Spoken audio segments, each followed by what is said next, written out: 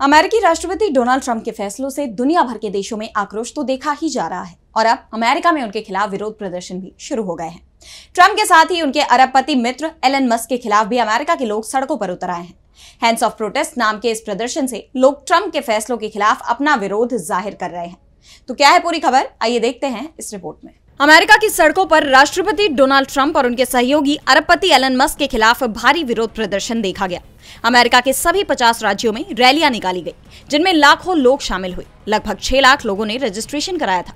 इस प्रदर्शन में 150 से ज्यादा संगठनों ने हिस्सा लिया, जिनमें प्रमुख तौर पर सिविल राइट ऑर्गेनाइजेशन, मजदूर संघ, LGBTQ+ वॉलंटियर्स, पूर्व सैनिक और चुनावी कार्यकर्ता शामिल थे। मीडिया रिपोर्ट के तहत देश भर में 1400 से ज्यादा रैलियां की गई। ये प्रदर्शनकारी सरकारी नौकरियों में कटौती, अर्थव्यवस्था और मानवाधिकार जैसे मुद्दों पर सरकार के फैसलों का विरोध कर रहे हैं। उन्होंने इस प्रदर्शन को हैंड्स ऑफ प्रोटेस्ट नाम दिया।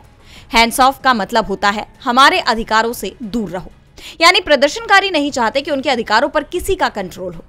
दरअसल डोनाल्ड ट्रंप ने जब से अमेरिकी राष्ट्रपति का पदभार संभाला है, तब से ही वो एक के बाद एक विवादित फैसले ले रहे हैं।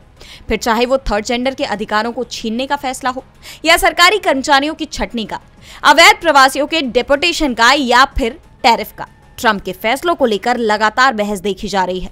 और अब अपने ही देश में उनका विरोध शुरू हो गया है। और उनके साथ ही एलन मस्क, जो कि डॉज विभाग के प्रमुख हैं और अमेरिकी सरकार के खर्च में कटौती के लिए लगातार काम कर रहे हैं, उनके खिलाफ भी लोगों में गुस्सा दिखाई दिया।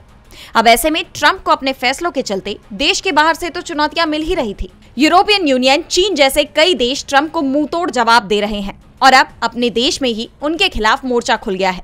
ऐसे में सवाल यह है कि क्या अब ट्रंप रुकेंगे या उनके ये फैसले जारी रहेंगे। DB लाइव ग्लोबल की रिपोर्ट।